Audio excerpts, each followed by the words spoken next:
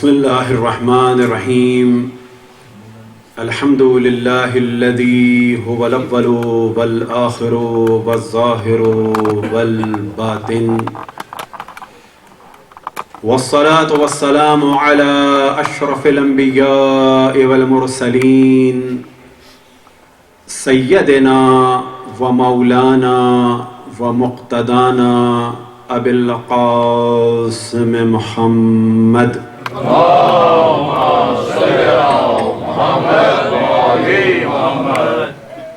وعلى أهل بيته الطيبين الطاهرين المعصومين، سيما بقية الله في الأراضين مهدي المنتظر، أرواحنا وأرواح العالمين لتراب مقدمه الفداء، ولعنة الله على أعدائهم ومنكر فضائلهم وغاصب حقوقهم إلى قيام يوم الدين. وقال الله تعالى وهو أصدق القائلين: هو الذي بعث في الأميين رسولا منهم يتلو عليهم آياته ويزكيهم ويعلمهم الكتاب والحكمة وإن كانوا من قبل لفي ضلال مبين. وقال الله تعالى وهو أصدق القائلين: وقضى ربك ألا تعبدوا إلا إياه وبالوالدين إحسانا إما يبلغن عندك الكبر أحدهما أو كلاهما فلا تقل لهما أف ولا تنحرهما وقل لهما قولا كريما واخفض لهما جناح الذل من الرحمة وقل رب ارحمهما كما ربياني صغيرا.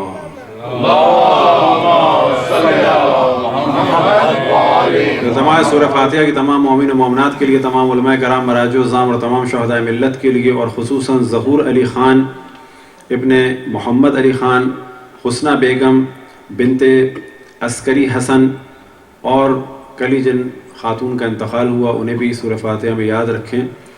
مرحومہ انیلا نسیم، بسم اللہ الرحمن، اور اپنے تمام آباء و اجداد کو بسم اللہ الرحمن الرحیم الحمدللہ رب العالمین الرحمن الرحیم مالک یوم الدین إياك نعبد وإياك نستعين اهدنا الصراط المستقيم صراط الذين أنعمت عليهم غير المغضوب عليهم ولا الضالين. والمحمد وآل محمد صلوات. اللهم صل على محمد وآل محمد. امام زمان علیہ السلام کی خدمت میں اور پھر تمام مومنین و مومنات کی خدمت میں شہادت رسول اللہ صلی اللہ علیہ وآلہ وسلم اور ان کے دوسرے خلیفہ اور امت مسلمہ کے دوسرے امام، امام حسن مجتبیٰ علیہ السلام کی شہادت، اور ان کے 8ویں خلیفہ اور امت مسلمہ کے 8ویں امام یعنی امام رضا علیہ السلام کی شہادت کی تعزیت پیش کی جاتی ہے. جیسا کہ آپ کے علم میں ہے کہ ایک جانب تو ایک موضوع گفتگو چل ہی رہا ہے، یعنی شہادت رسول اللہ صلی اللہ علیہ وآلہ وسلم، اور دوسری جانب آج ایک اور بھی عنوان ہے.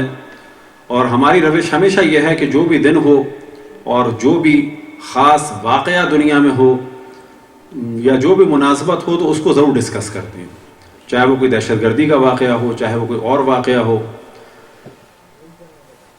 تو اب جیسا کہ آپ کے علم میں ہے کہ آج ایصال ثواب کے عنوان سے بھی مجلس ہے، تو پہلے مرحلے میں کچھ گفتگو کریں کہ جس آیت کو سرنامہ کلام قرار دیا کہ ارشاد خداوند تبارک و تعالی ہے کہ تمہارے پالنے والے نے یہ فیصلہ کر لیا ہے کہ سوائے اس کے کسی کی عبادت نہ کرنا،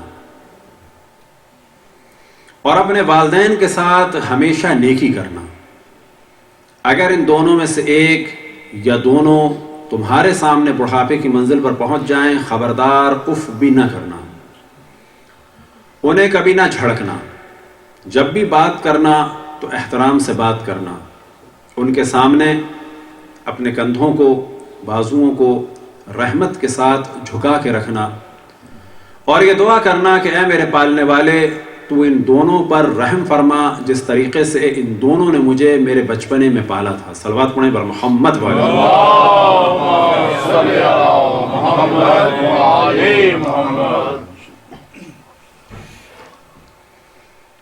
بلا شک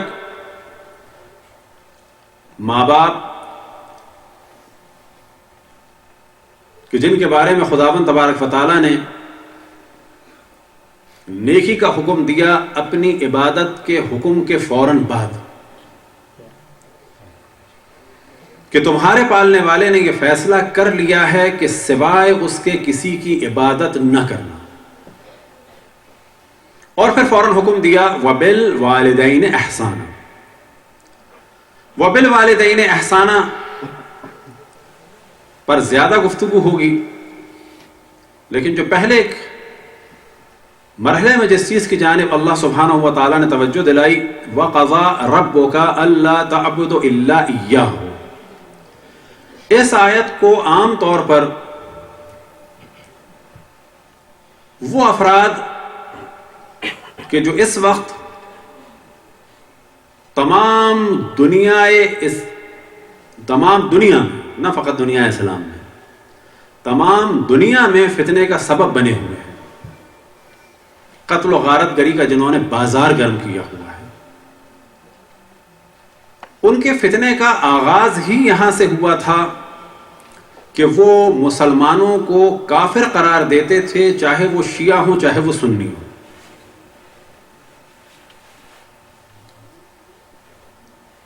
اس آیت کو وہ افراد کثرت سے مس یوز کرتے ہیں. وَقَضَىٰ رَبُّكَ أَلَّا تَعْبُدُوا إِلَّا إِيَّاهُ وَبِالْوَالِدَيْنِ إِحْسَانًا کہ سوائے اللہ یا کسی کی عبادت نہ کرنا. اور بلا شک کوئی بھی مسلمان اللہ سبحانہ و تعالیٰ کے علاوہ کسی کی بھی عبادت نہیں کرتا، چاہے وہ سنی ہو چاہے وہ شیعہ ہو.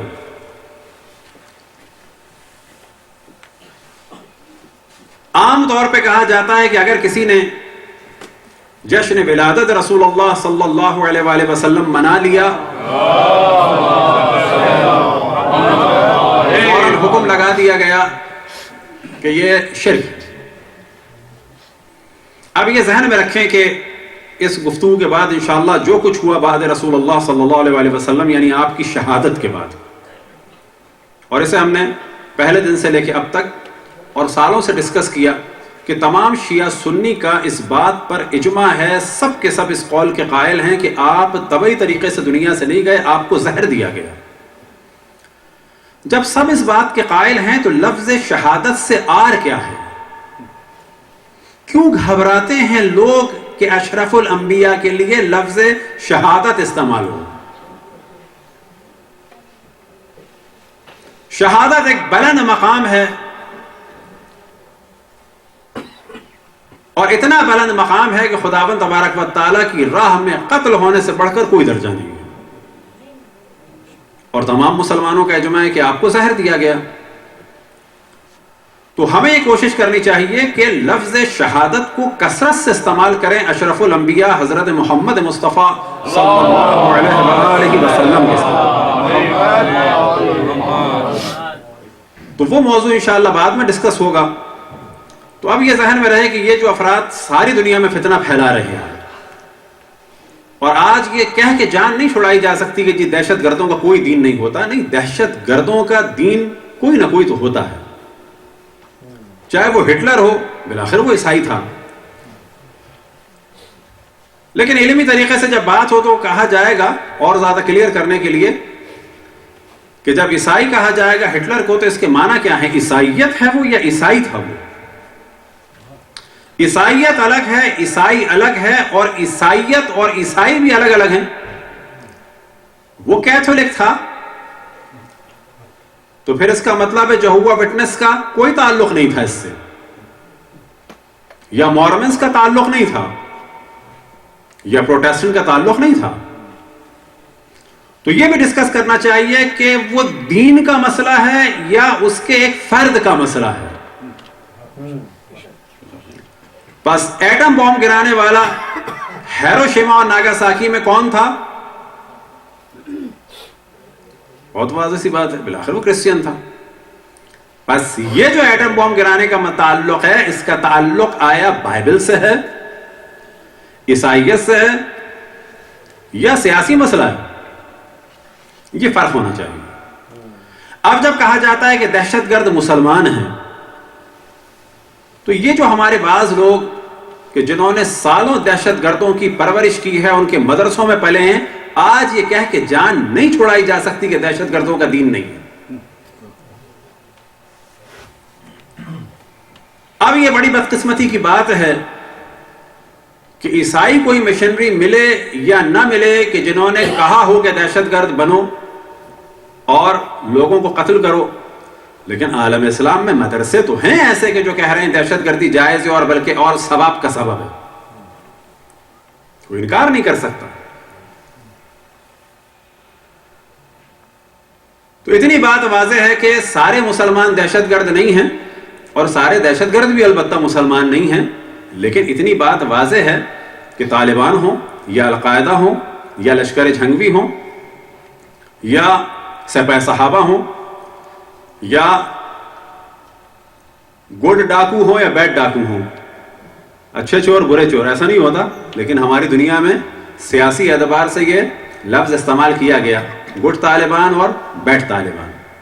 اس سے پہلے گفتگو کو آگے بڑھایا جائے، قبلہ و کعبہ بزرگان دونوں تشریف فرما ہیں، البتہ بزرگان اس اعتبار سے کہ مرتبے کے اعتبار سے تو ان کی موجودگی میں لب کشائی ہو رہی ہے، انشاءاللہ معاف فرمائیں گے۔ صلوات پڑھیں پر محمد والے۔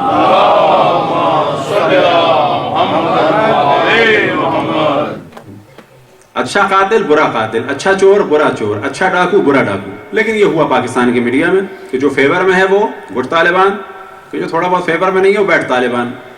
جب تک جو فیور میں ہے وہ فریڈم فائٹر، اور جب وہ فیور میں نہیں ہے تو ٹیررسٹ۔ یہ وہ گیم ہے کہ جو میڈیا کا ہے، لیکن اس میں شک نہیں کہ طالبان ہو افغانستان والے یا پاکستان والے، القاعدہ ہو یا لشکر جھنگوی ہو یا سپہ صحابہ ہو، یہ ہو گئے پاکستان کے۔ یا اگر آگے چلے جائیں بوکو حرام ہو نائجیریا کے، یا الشباب ہو صومالیہ کے، یا چیچینیا کے ریاض الصالحین ہو، یا طالبان یا القاعدہ ہو، بالآخر یہ سب ایک خاص دین سے ان کا تعلق ہے۔ وہ کیا ہے؟ اپنے آپ کو لا الہ الا اللہ محمد رسول اللہ کے ذریعے سے انہوں نے اسلام کو بدنام کیا ہوا ہے۔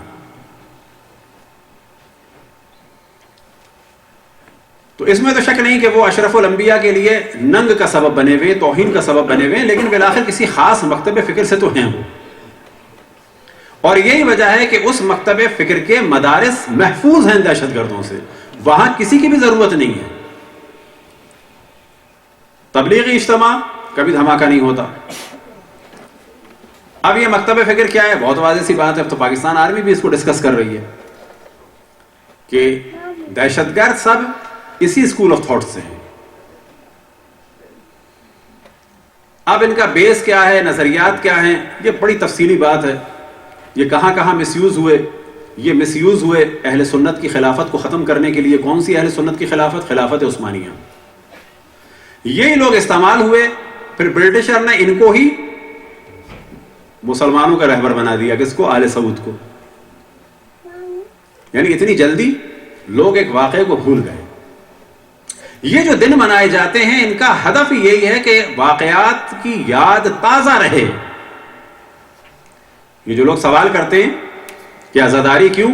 اتنا ظلم ہوا بعد رسول اللہ آل رسول اللہ پر کہ اس کو اگر دو الفاظ میں بیان کیا جائے، جملے میں بیان کیا جائے تو کہا جائے گا رسول کے نواسے کو قتل کر کے سر نوکے نیزہ پہ بلند کیا گیا، رسول اللہ کی بیٹیوں کو بازاروں اور درباروں میں پھرایا گیا۔ اگر اس کی یاد نہ منائی جاتی تو یہ واقعہ بھی بھلا دیا جاتا، جس طرح سے کہ اکثر مسلمانوں نے اور خصوصاً ہمارے برادران اہل سنت نے بھلا دیا کس کو؟ اپنی خلافت عثمانیہ کو۔ اور کتنا بڑا ظلم ہوا کہ جنہوں نے ان کے مرکز کو توڑا انہی لوگوں کو لیڈر بنا دیا گیا، کس کو؟ سعود کو، ہاؤس آف سعود کو۔ انہوں نے سب سے پہلا کام وہ کیا کہ مسلمانوں کو کافر قرار دیں۔ اگر آپ وہابیت میں جائیں تو سب سے پہلی چیز نظر آئے گی کہ مسلمان کافر ہیں۔ آج بھی آپ کو کوئی مفتی نظر نہیں آئے گا جس نے فتویٰ دیا ہو کسی بھی اس طاقت یا ملک کے خلاف کہ جو مسلمانوں سے برسر پیکار ہے۔ آپ کو کوئی مفتی نظر نہیں آئے گا، یا آپ جا کے سرچ کریں، کوئی مفتی نظر نہیں آئے گا کہ جس نے کہا ہو کہ جو ممالک مسلمانوں سے جنگ لڑ رہے ہیں کفار کے، ان سے کچھ مقابلہ ہونا. وہ یہ کہتا ہوا نظر آئے گا کہ اس پیسے کو بینک میں نہ ڈالو، لیکن وہ یہ کہتا ہوا نظر نہیں آئے گا کہ اس پیسے کو دشمنان اسلام کے بینک میں نہ ڈالو. یہ کہے گا مسلمان کے بینک میں نہ ڈالو، نہیں، وہ تو کہے گا حرام ہے. یا یہ کہ جی اس سے سود کا کام نہ کرو. اب سود کیا ہے، ڈیفینیشن کیا ہے، کہاں پہ جائز ہے کہاں پہ، یہ بالکل الگ موضوع. لیکن سوال کیا جائے کہ جو عالم اسلام کے خلاف ہیں اور یہ پیسہ ان کے بینک میں رکھا جائے، ان کو طاقت دی جائے، تو اس کو بھی تو ڈسکس کرو. وجہ کیا ہے کہ یہ پورا ایک مائنڈ سیٹ چل رہا ہے اسلام کو کمزور کرنے کے لیے. مثال کے طور پر اسی شرک کے نام سے جو اہم ترین کام کیا ہے، یہ سارے موضوعات ہیں بڑے تفصیلی، اور کوئی تعصب کی بات نہیں ہو رہی ہے، اسلام پہ جو ظلم ہو رہا ہے اس کی بات ہو رہی ہے. ابھی بھی جا کے آپ یوٹیوب میں سرچ کیجئے گا، شاہد مسعود، ڈاکٹر شاہد مسعود اور مبشر لقمان صاحب کا پروگرام ہے کہ اشرف الانبیاء حضرت محمد مصطفیٰ صلی اللہ علیہ وآلہ وسلم کا جو گھر تھا ابھی اس کو توڑ کے وہاں ٹوائلٹ بنائے ہیں. لیکن میڈیا اس کو کیوں ڈسکس کرے گا؟ پاکستان میں کچھ میڈیا نے ڈسکس کیا ہے بس، باقی میڈیا کیوں ڈسکس کرے گا؟ وجہ یہ ہے کہ دونوں بھائی بھائی ہیں. یہ انہوں نے اسلامی ہیریٹیج کو ختم کر دیا شرک کا نام دے کے. قبروں کو مسمار کر دیا بزرگوں کی، انبیاء کی، ہر چیز کو ختم کر دیا. یہ وہ کنواں تھا کہ جہاں اشرف الانبیاء گئے، اس کو ختم کرو، شرک ہے. یہ وہ گھر تھا کہ جہاں وہ رہتے تھے، اس کو ختم کرو، شرک ہے. اس کو ختم کرو، شرک ہے. اس کو ختم کرو، شرک ہے. اس کو ختم کرو، شرک ہے. لیکن آپ گھر جا کے ہماری بات پر بالکل یقین نہ کیجیے گا، گوگل میں جا کے خیبر لکھیں تو آپ کو تعجب ہوگا. یہودیوں کی تمام جگہوں کی مکمل حفاظت ہو رہی ہے، لوہے کے تار لگا کے، حتیٰ ان دیواروں کو دیکھیں تو آپ کو تعجب ہوگا. ایک دیوار جو ہے وہ لائٹ براؤن ہے، دوسری جو ہے الگ رنگ کی ہے، تیسری الگ رنگ کی ہے. وجہ یہ ہے کہ ان دیواروں کی ہر سال مرمت ہوتی ہے. کس کے لیے؟ کہ جن لوگوں کا دعویٰ ہے کہ اتنا علاقہ حجاز کا، اتنا علاقہ عراق کا، اتنا علاقہ شام کا، اتنا علاقہ اس کا، یہ سب گریٹر اسرائیل ہے. وہ تمام جگہ کے جہاں پر یہودیوں کے آثار ہیں سعودی عرب میں، ان کی مکمل حفاظت ہوتی ہے، لیکن اشرف الانبیاء سے ریلیٹڈ ہر چیز ختم، ہر چیز ختم. حضرت آیت اللہ العظمی سید شرف الدین موسوی العاملی کہ جو لبنان میں ایک بڑے عالم دین تھے، مرجع تقلید تھے، ان کی اہم ترین کتاب ہے المراجعات. وہ جب ایک زمانے میں سعود کے زمانے میں، یعنی یہ جو پورے ہیں ان کے اس کے باپ کے زمانے میں حج پر گئے، کیونکہ انہوں نے وفات پائی 60 میں تقریباً، یا 61 میں، تو انہوں نے اس بادشاہ کو اسی مذہب اور مکتب اور انہی مولویوں کے نظریات سے دربار میں پھنسا دیا. وہ کیا نظریہ ہے کہ آپ نے دیکھا ہوگا وہابی بڑا پروپیگنڈا کرتے ہیں کہ یہ چوما تو آپ شرک کر دیا، یہ چوما تو کفر کر دیا، یہ چوما تو یوں کر دیا. البتہ یہ مفتی ساری دنیا میں امر بالمعروف کی باتیں کر رہے ہیں، لیکن ان کو نہ خالد جیسا گیمبلر نظر آیا اور پلے بوائے، نہ عبداللہ کی بیٹیاں نظر آئیں جو قید تھیں، اور نہ ہی عبداللہ کا شراب پینا نظر آ رہا ہے کہ جو اگر آپ سرچ کریں کہ اوباما کے ساتھ شراب بھی پی رہا ہے. کوئی مفتی نہیں بولا کہ یہ بھی تو حرام ہے. بھئی ان کے نزدیک تو حلال ہے ظاہر مسیحیوں میں. بات ہو رہی ہے تم مفتی ٹھیکیدار بنے ہوئے ہو، یہ امر بالمعروف فقط غریب و غربا کے لیے ہے کہ جو ملے اس کی پیٹھ کو جو ہے چھلنی کر دو، یا بادشاہ کے لیے بھی امر بالمعروف ہے کہ بادشاہ شراب پیے تو فاسق ہو جاتا ہے. اگر آپ کو سمجھنا ہے کہ آل رسول کے ساتھ کیا ہوا تو ماضی کو اگر دیکھنا ہے تو اس وقت کے ISIS اور دہشت گردوں کو اور سعودی حکمران کو دیکھ لیں، اینن یہی سب کچھ، اس سے زیادہ ظلم ہوا اہل بیت پر بعد رسول. پوری تاریخ ریپیٹ ہو رہی ہے، کوئی نئی چیز نہیں ہے، ریپیٹ ہو رہی ہے. تو جناب حضرت آیت اللہ سید شرف الدین موسوی العاملی جب گئے تو ظاہر ایک بڑے عالم دین تھے، اور پھر سعود سے بھی ملاقات ہوئی. جب سعود سے ملاقات ہوئی تو آپ نے ایک قرآن مجید اس کو دیا. اب یہ قرآن مجید ظاہر اس زمانے کا ہے. جب انہوں نے دیا تو اس پر جو جلد تھی وہ کس چیز کی تھی؟ معذرت، جو اس کا کور تھا وہ کیا تھا؟ چمڑے کا تھا. البتہ چمڑا نہ بھی ہوتا، کاغذ بھی ہوتا، اور اگر ریگزین بھی ہوتی تو بھی یہی بات تھی. لیکن اس قرآن کی جو جلد تھی، اس قرآن کی جو وہ تھا، سمجھے، کور کیا تھا؟ چمڑے کا تھا. وہ سعود کو دیا. اس سعود نے ایسے کر کے چوم لیا. تو جیسے ہی چوما تو آپ نے فرمایا تم نے شرک کیا ہے، چمڑے کی پرستش کی ہے. تو اس نے کہا کہ نہیں میں نے قرآن چوما ہے. کہا نہیں، قرآن تو نہیں چوما، قرآن تو اندر ہے، تو چمڑا ہے. قرآن تم نے تھوڑی چوما ہے، قرآن تو اندر ہے، تو چمڑا چوما ہے تم نے، اور تم نے چمڑا چوم کے چمڑے کی عبادت کی ہے، مشرک ہو گئے ہو.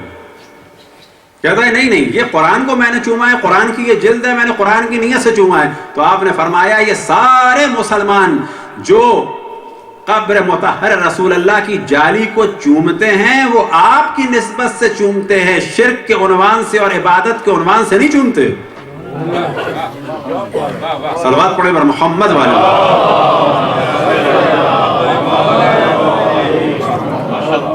تو انہوں نے یہاں سے کام شروع کیا کہ یہ جو آج بڑے لوگ، بعض خوش ہیں بیچارے، بعض سادے لوگ کہ یہ خالی شیعوں کو قتل کر رہے ہیں، بھول جائیں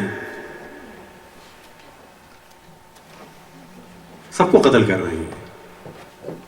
تاریخ میں جائیں تو آپ کو تعجب ہوگا، سعودی عرب میں جو اہل سنت ابھی بھی بعض ہیں وہ چھپے ہوئے ہیں اور کثرت سے قتل کیے گئے، کثرت سے قتل کیے گئے، گاؤں کے گاؤں ختم کر دیے. اور یہ جو IS کی آج آپ پالیسی دیکھ رہے ہیں، یہ عیناً سعود کی پالیسی ہے. یہ لوگ نجد سے نکلے، ایک دم سے ایک گاؤں پہ قبضہ کرتے تھے، قتل عام کرتے تھے، بڑھتے چلے گئے بڑھتے چلے گئے بڑھتے چلے گئے. فائنل قتل عام جو انہوں نے کیا کہاں پہ کیا؟ مکے مدینے میں کیا. کس نے سپورٹ کیا؟ لارنس اور عربیہ کو دیکھیں، کس نے سپورٹ کیا؟ برٹشر نے سپورٹ کیا. ترکی کی حکومت کو ختم کرنے کے لیے کون سبب بنے؟ خاندان سعود بنے. اور کون بنے؟ خاندان شریف. خاندان شریف کون ہے؟ ان لوگوں نے، ترکی والوں، معذرت، ان لوگوں نے، برٹشر نے سعود فیملی کو یہ علاقہ دے دیا اور شریف خاندان کو اردن دے دیا، اور ایک کو بھیج دیا کہاں پر؟ عراق بھیج دیا تھا، کنگ فیصل کو. کون سا کنگ فیصل؟ سعودی عرب والا نہیں، عراق والا. انہی کے ذریعے سے اس زمانے کی جو مملکت اہل سنت تھی اس کو ڈیوائیڈ کر دیا. کویت، یہ چھوٹے چھوٹے چھوٹے چھوٹے چھوٹے چھوٹے، اور ان میں اوباش قسم کے افراد کو بٹھا دیا کہ صحیح ہے تم عیاشی کرو. کتنی کرو گے عیاشی؟ کتنا کھاؤ گے؟ کتنا کھاؤ گے؟ وہ کھاؤ، تمہارے لیے 10% بھی بہت ہے، باقی کس کا ہے؟ وہ ہمارا ہے. رول کس کا چلے گا؟ ہمارا چلے گا. قانون کس کا چلے گا؟ ہمارا چلے گا. یہی وجہ ہے ساری دنیا میں ڈیموکریسی کی بات ہو رہی ہے، سوائے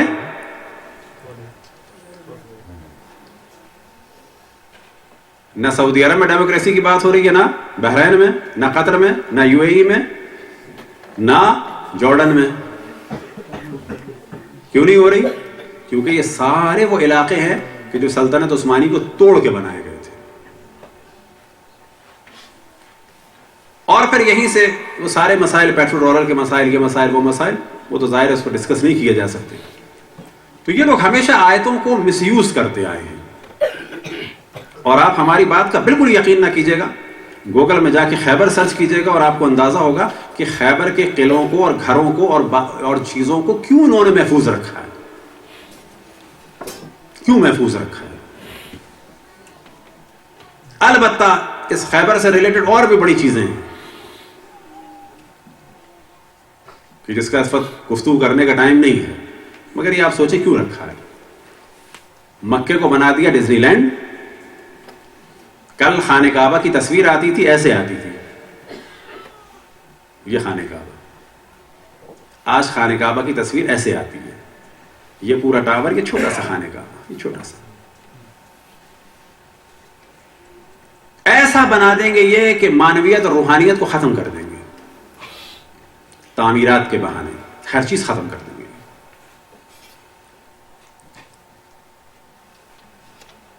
ایک ستون کہ جس کو کہا جاتا ہے پلر، کون سا پلر؟ جو 3 پلر تھے، جمرات، اس کو کنکریاں ماری جاتی ہیں. ان پلر کو ہٹا کے انہوں نے کیا بنا دیا؟ دیوار. یا آپ بچے باقاعدہ سرچ کیجئے گا اور یہ سوچ کے سرچ کرے کہ جو گفتگو کر رہا ہے ممکن ہے غلط کر رہا ہو، تاکہ یقین ہو جائے. وہ جو پلر ہیں ان کا خاص نام ہے کہ جو پہلے بنے ہوئے تھے، تو آپ کو تعجب ہوگا ان پلروں کی جو شکل صورت ہے وہ ہے فری میسن کے پلر کی، اور اس کو کہتے ہیں ابلیسک. اتفاق سے وہ ستون کہ جن کو مسلمان پتھر مارتے تھے وہی فری میسن والی علامت کے تھے. ان لوگوں کو یہ برداشت نہیں ہوا کہ ان ستونوں پر پتھر پڑے، اس وجہ سے وہ ختم کر کے انہوں نے دیواریں بنائی. اب ممکن ہے آپ کہیں کہ یہ کیسے؟ اس سے زیادہ خطرناک چیز آپ کو ہم بتائیں اور اس کو آپ سرچ کیجئے گا. ہماری بات کا بالکل یقین نہ کیجئے گا، کیونکہ جو آدمی سنی سنائی کے اوپر چلتا ہے وہ ہمیشہ گمراہ ہوتا ہے. تحقیق کریں. اور مذہب اہل بیت میں اور پیروکاران کربلا میں اور عزاداری میں درس اسی چیز کا دیا جاتا ہے کہ سنو اور پھر تحقیق کرو اور اپنے ایمان کو قوی کرو. اور اگر ہمارے درمیان میں کچھ ایسے افراد ہوں گے جو تحقیق نہیں کرتے، فقط سنتے ہیں اور یقین کر لیتے ہیں، تو وہ کبھی بھی در سے ادھر ہو سکتے ہیں. تحقیق کرنی چاہیے. اب آپ کو تعجب ہوگا ان 3 جگہوں سے تو اس ستون کو ہٹا دیا جہاں پہ پتھر مارے جاتے تھے. اب آپ کو یہ بھی تعجب ہوگا اگر آپ میں سے کوئی عمرے یا حج پہ گیا ہے، کسی چیز کو اگر آپ ہاتھ لگا لیں تو وہ وہابی ملے جو ہیں وہ مارنے کے لیے آ جاتے ہیں. ٹھیک ہے، لیکن ایک جگہ ایک ایسی چیز ہے کہ جہاں اتنے ہاتھ لگتے ہیں کہ وہ دیوار سفید سے کالی ہو چکی ہے اور اس کی شکل بھی وہی ہے کس کی؟ ستون جیسی. اس کو منع نہیں کرتے. چومو، ہاتھ لگاؤ، کپڑے مس کرو. وجہ کیا ہے کہ جہاں پر توہین ہو رہی تھی اس سائن کی، اس کو تو انہوں نے ختم کر دیا. لیکن ایک جگہ وہ سائن لگا دیا. وہ کہاں لگا دیا؟ ابھی آپ سرچ کریں، جبل نور پر. جبل نور پہ ایک سفید ستون ہے کہ جس کے پاس آپ کو کوئی وہابی مولوی نہیں ملے گا کہ اس کو کیوں چوم رہے ہو، اس کو کیوں ہاتھ لگا رہے ہو. اور وہ ستون بھی اسی شکل کا ہے. فرق کیا ہے کہ جہاں ستونوں کو پتھر پڑ رہے تھے وہ ختم کر دیا، لیکن جہاں ستون کو چوما جا رہا ہے کوئی سوال کرنے والا نہیں ہے کہ یہ شرک ہے یا نہیں ہے. صلوات پڑھیں بر محمد والے.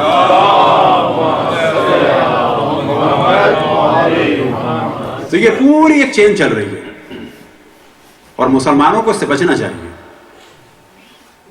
مسلمانوں کو اس سے بچنا چاہیے.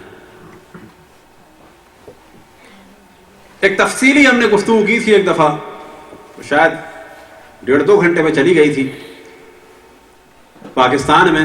تو اس موضوع کی ایک خالی چیز آپ کے سامنے ڈسکس کریں گے تاکہ آپ لوگوں کو جھٹکا لگے کہ بھائی ہو کیا رہا ہے. یہ جو خاص دہشت گرد مولوی ہیں یہ خاص چیزوں پہ تو بات ہی نہیں کر رہے ہیں. یہ تو ساری وہ باتیں کر رہے ہیں جس سے اسلام تقسیم ہو رہا ہے، مسلمان ایک دوسرے کی جان کے دشمن ہو رہے ہیں اور مسلم ممالک ڈیوائیڈ ہو رہے ہیں. سوال یہ پیدا ہوتا ہے، مسجد زرار جو رسول اللہ صلی اللہ علیہ وسلم نے ختم کی، وہ مسلمانوں کی کامیابی ہے. ٹھیک ہے، ابھی مسجد زرار کے نام پہ ایک مسجد بنا دی جائے، یا زرار مسجد زرار ہوٹل بنائیں، مسجد زرار کے نام پہ کسی سٹی کا نام رکھیں ہم لوگ، کہا جائے گا نا مسجد زرار کوئی تعریف کی چیز نہیں ہے، اسلام نے اسے ختم کیا ہے. اب سوال کیا جائے خیبر احترام کی چیز ہے، خیبر کو تو اسلام نے ختم کیا ہے. بس یہ درہ خیبر اور خیبر پختونخوا کیا کر رہا ہے تصور کر. کہاں سے آیا، کیوں آیا، کیوں کوئی خصوصاً سلفی اور وہابی نہیں بولا کہ بابا خیبر کا کیا تعلق قرآن سے؟ جو ہر وقت قرآن کا شور مچانے والے ہیں کبھی کہتے کہ خیبر کا کیا تعلق قرآن سے، در خیبر کا کیا تعلق قرآن سے. وجہ یہ ہے کہ یہ ساری روٹس چل رہی ہیں. اس کے لیے ایک بڑے تفصیلی موضوع کی ضرورت ہے. جب ہم نے ڈسکس کیا تھا تو بعض بڑے اچھے اسکالرز وغیرہ بھی بیٹھے تھے، کچھ حتیٰ آرمی کے حضرات بیٹھے تھے. انہوں نے کہا بھی یہ والی گفتگو جو ہے تو ہمارے بڑے ٹاپ لیول پر ہوتی ہے. میں نے کہا صحیح تھی غلط تھی؟ کہنے لگے بالکل صحیح ہے اور اس سے ہم بڑے خطرے میں.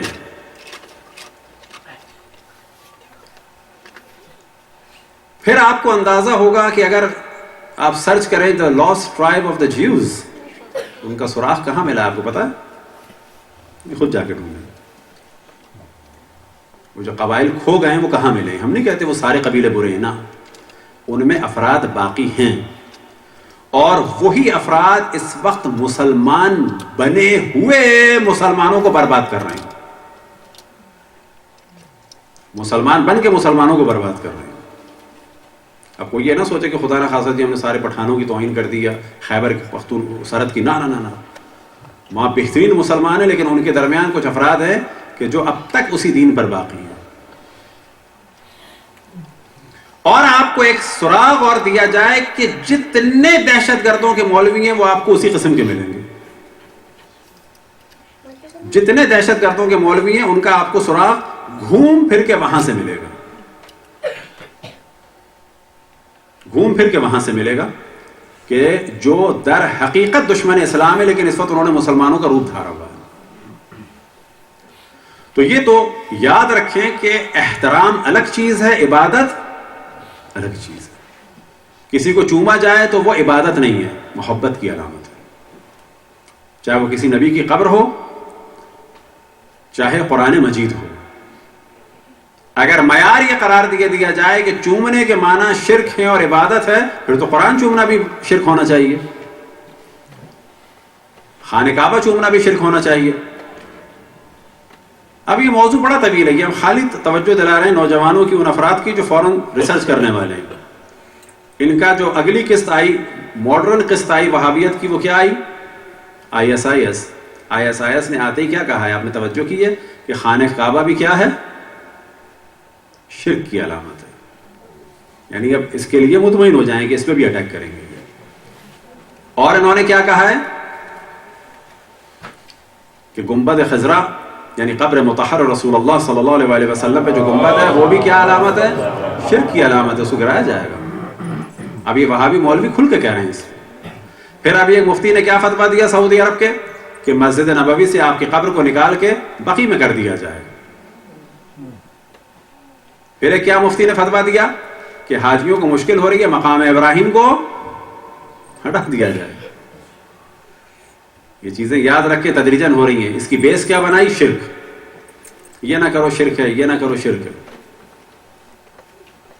تو مسلمان اس سے آگاہ ہوں بالکل، چاہے وہ شیعہ ہوں چاہے وہ سنی ہوں. شیعہ اور سنی اسلام کے دو خاص مکاتب ہیں،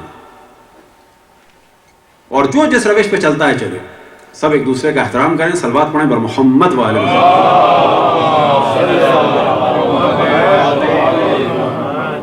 اب جو اگلا موضوع ہے وہ بالوالدین احسانا. تو ایک روایت جو امام محمد باقر علیہ السلام سے نقل ہوئی،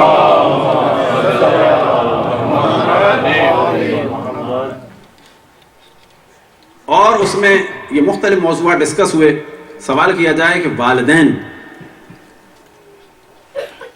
اگر کافر ہوں تو احترام ہے یا نہیں ہے ان کا؟ تو یاد رکھیں والدین اگر کافر بھی ہیں تو احترام ہے ان کا. لہذا فرماتے صلوات پڑھیں پر محمد والے.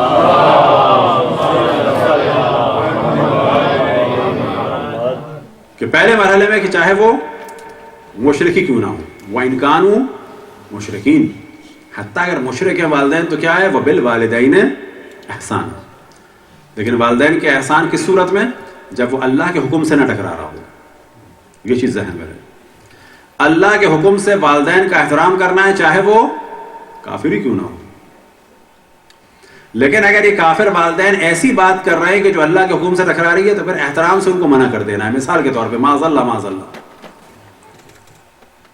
کافر والدین کہتے ہیں کہ اگر ہمیں تمہیں خوش رکھنا ہے تو نماز نہ پڑھو. تو کہا جائے گا نہیں، میں آپ کے پاؤں دباؤں گا، آپ کے پاؤں بھی چوموں گا، لیکن نماز ضرور پڑھوں گا. وہ بات ہے. تو امام فرماتے ہیں وَإِنْ كَانُوا مُشْرِكِينَ. پھر اس کے بعد فرماتے ہیں بِرًّا كَانَ أَوْ فَاجِرًا. بس اگر مسلمان ہیں تو کیا کریں؟ ممکن ہے کوئی کہ جو عام طور پہ شدت چل رہی ہے کہ جی ہم تو پکے مسلمان ہیں، ہمارا باپ تو ایسا تھا، وہ تو اس کو نماز بھی نہیں آتی اور وضو بھی نہیں آتا. نہ، تو بھی باپ کا احترام ہے. ایک لڑکی پردہ کر رہی ہے، بے شک اس کی ماں کو کچھ نہیں آتا، بالکل بے پردہ ہے، تو بھی اس کا احترام ہے. امام فرماتے ہیں برن کانا و فاجرا، چاہے وہ نیک ہوں چاہے فاسق و فاجر ہوں، لیکن ماں باپ کا احترام ہے. لیکن احترام کے معنی کیا ہے؟ ان کی بات کو اس وقت تک اوبے کرنا ہے جب تک اللہ کے حکم سے نہ ٹکرائے. بس اگر فاسق اور فاجر والدین یہ کہتے ہیں کہ رجب اور شعبان کے روزے نہ رکھو تو روزے رکھنا جائز ہے، کیونکہ رجب اور شعبان کے روزے واجب نہیں ہیں. لیکن اگر یہ فاسق اور فاجر اور کافر والدین کہیں کہ رمضان کے روزے نہ رکھو تو پھر کیا کرنا ہے؟ پھر رکھنے. لیکن سحری میں اٹھے اور اذا زلزلت الارض زلزالها پورے گھر کو ہلا دے اور ماں باپ کی نیند خراب کر دیں، کہا جائے گا یہ جائز نہیں. چاہے یہ کافر والدین سو رہے ہیں، انسان کی طرح سحری کرو، شور نہیں، شرابہ نہیں، کوئی احسان نہیں کسی پہ. چاہے فاسق اور فاجر، حتیٰ اگر معاذ اللہ کوئی شراب پی کے باپ سو رہا ہے اور نوجوان کہتا ہے اوہ اوہ اوہ یہ تو بالکل ہی گناہ گار ہے، میں نیک ہوں، فجر پہ جو ہے نماز تہجد کے لیے اٹھاؤں اور اس کے بعد اب میں روزے رکھوں گا، ادھر کی لائٹ کھولی ادھر کی لائٹ کھولی، کہا جائے گا نا یہ بے شک فاسق فاجر شرابی آدمی ہے، تنگ کرنے کی اجازت نہیں ہے. وبالوالدین احسانا. اگر اس طرح سے دین کو سمجھا جائے کہ جو صحیح معنی میں اہل بیت کے ذریعے سے پہنچا تو خود بخود لوگ دین کی طرف آئیں گے. اور اگر دین میں شدت ہو، یہ جو آپ دیکھ رہے ہیں کہ طالبان کی حکومت آئی، ایک دن میں آئی، کہاں سے آ گئی؟ لڑکوں کو ٹینک بھی چلانے آ گئے، اسلحہ بھی آ گیا. کہ دشمنان اسلام نے کیوں دیے تھے ان کو کھلونے؟ اس لیے دیے تھے کہ افغانیوں کے دل میں جو اسلام کی محبت ہے، ایک ایسا اسلام لا کے ان کو کوٹا جائے کہ ہمیشہ کے لیے نکل جائے. آج آپ پاکستان میں کسی سے پوچھیں اسلامی حکومت چاہتے ہو، لوگ کہیں گے توبہ. وجہ کیا ہے؟ اسلام کا ایسا جلوہ دکھایا ان سلفیوں اور وہابیوں کے ذریعے سے کہ ہر آدمی کہتا ہے پناہ بے اسلام، پناہ مانگتے ہیں خدا کی. اس کیا ایسا اسلام دکھا رہے ہیں؟ یہ پری پلان ہے یہ کام سب. اب خصوصاً بچے اور بچیاں اس جانب توجہ دیں کہ کم ترین اگر کوئی نیکی کر سکتے ہیں والدین کے ساتھ تو ان کے لیے پرابلم کریٹ نہ کریں. کچھ دن پہلے ایک فیس بک پہ ہم نے دیکھا تھا، سمجھے فوٹو تھا بڑا اچھا سا، کہ بیٹی جو ہے وہ کہتی ہے آئی ہیو آئی فون، بیٹا کہتا ہے آئی فون، وہ دکھاتا ہے آئی پیڈ، باپ کہتا ہے آئی پیٹ. واقعاً اچھا پیغام تھا اس میں. بس اگر بچے سوچتے ہیں کہ باپ کے لیے واقعاً آئی پیڈ خریدنا زحمت کا سبب ہے، بہترین عبادت یہ اس کو زحمت نہ دو، اس کے لیے پرابلم کریٹ نہ کرو. اور سب سے بڑی عبادت یہ ہے کہ اس کے لیے ذلت کا سبب نہ بنو. کہیں محفل میں جائیں تو یہ نہ ہو کہ یہ اس کا باپ ہے اور باپ جو ہے منہ چھپائے اور انٹروڈکشن کراتے میں شرمائے، بلکہ اتنے اچھے بننے کی کوشش کرو کہ باپ خوش ہو جائے کہ جب لوگ اس سے کہیں کہ آپ اس کے والد ہیں، آپ اس کی والدہ ہیں، تو اس کا خون بڑھ جائے کہ میرے بچے اچھے ہیں. صلوات پڑھیں پر محمد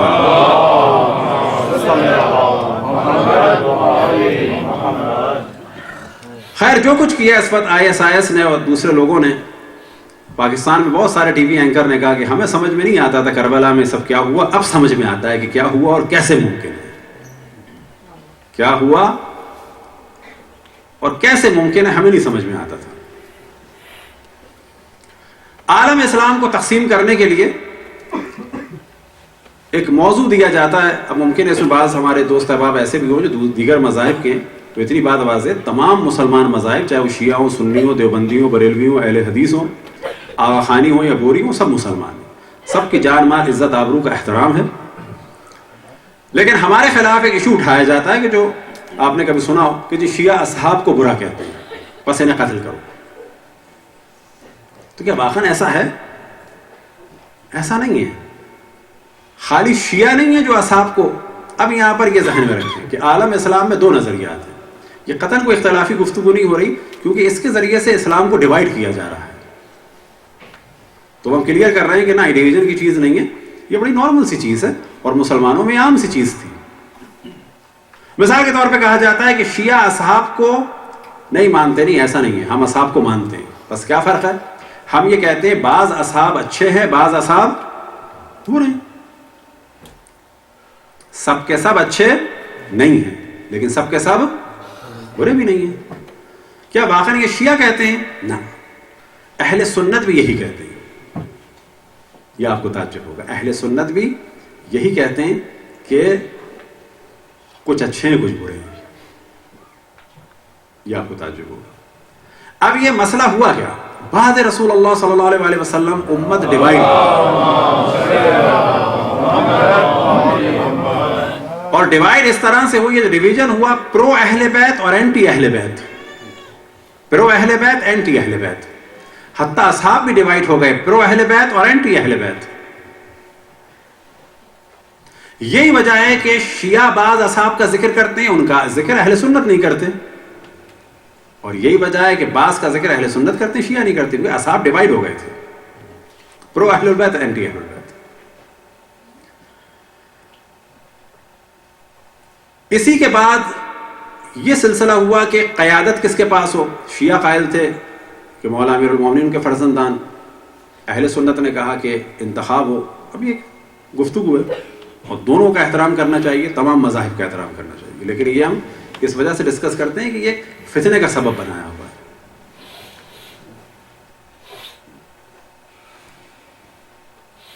اب یہاں پہ سوال کیا جائے کہ عام طور پہ کہا جاتا ہے کہ جی شیعت کی ڈیفینیشن کیا ہے. شیعت کی ڈیفینیشن جو خود مختلف ڈیفینیشنز ہیں، ان میں سے ایک ڈیفینیشن جو ہے وہ ایک طرح سے کہا جا سکتا ہے کہ ہم نہیں بنائے گا، ممکن ہے کسی اور نے بھی اس کو ڈسکس کیا ہو اس طریقے سے. اور بعض دفعہ ایسا ہوتا ہے کہ ایک بات کوئی اور پہلے کر چکا ہوتا ہے، کہ شیعہ وہ ہیں کہ جو قرآن کو اور سنت رسول اللہ صلی اللہ علیہ وسلم کو لیتے ہیں اہل بیت سے. اب یہاں پہ سوال کیا جائے کہ اگر کسی نے قرآن کو سمجھا، سنت کو سمجھا، عبداللہ ابن عمر سے، ابو ہریرہ سے، حضرت عائشہ سے، وہ تو مسلمان ہیں. لیکن اگر کسی نے قرآن کو حضرت علی سے، حضرت فاطمہ سے، امام حسن سے، امام حسین سے سمجھ لیا، وہ کافر کیوں ہو گئے؟ سوچا تو جائے ذرا، کیا برائی ہے حضرت علی میں ایسی؟ یعنی ہم یہ کہہ رہے ہیں کہ وہ مسلمان کہ جس نے دین کو لیا ابو ہریرہ سے یا حتیٰ کعب الاحبار سے. اب کعب الاحبار کون ہے یہ آپ چاہے لکھ لیں، آپ کو تعجب ہوگا. کعب الاحبار ایک فرد ہے کہ جو ایک یہودی رہبائے تھا، کاف عین بے، کعب الاحبار ایک یہودی رہبائے تھا، اور ان کا بڑا عالم دین تھا. اسے مدینے میں بلایا گیا بعد رسول اللہ اور مدینے میں بٹھایا گیا. اب اگر اس سے دین لے لیا تو انسان مسلمان ہے، آپ تصور کریں. اور ہم نہیں کہتے کہ کوئی نان مسلم ہے نا، لیکن حضرت علی سے اگر دین لے لیا گیا تو پھر قتل کیا جا رہا ہے. یہ نتیجہ تھا کس چیز کا؟ کہ مسلمان ڈیوائڈ ہو چکے تھے، پرو اہل البیت اینٹی اہل البیت. اگر یہ چیزیں کلیئر ہو جائیں، اور یہی وجہ ہے کہ ہم اس بات کو کھل کے کہتے ہیں کہ جتنے مذاہب اسلامی ہیں سب کا احترام کرنا چاہیے، سب کے لیے دعا کر سکتے ہیں، سب کی جان کا احترام ہے، مال کا احترام ہے، سب کی خواتین کا احترام ہے. ان میں سے کوئی بھی مر جائے تو ہمارے یہاں فقہ میں ضروری ہے کہ کوئی بھی مسلمان کون؟ جو لا الہ الا اللہ محمد رسول اللہ کا عقیدہ رکھتا ہو. اگر وہ مر گیا ہے اور اسے کسی نے بھی غسل نہیں دیا، کسی نے بھی کفن نہیں دیا، کسی نے بھی دفن نہیں کیا، تو سب گناہگار ہوں گے، چاہے وہ مرنے والا سلفی ہو، چاہے وہ وہابی ہو، چاہے وہ اہل سنت میں سے بریلوی ہو. وہ بھی گناہگار ہوں گے، ساتھ میں شیعہ بھی ہوگا. یہ چیز آپ کسی بھی ویب سائٹ پہ جا کر توضیح المسائل میں دیکھ سکتے ہیں کفن دفن کے موضوع میں، کہ کسی بھی مسلمان کی میت اگر بغیر غسل یا بغیر کفن یا بغیر دفن کے ہو جائے تو تمام مسلمان گناہگار ہیں.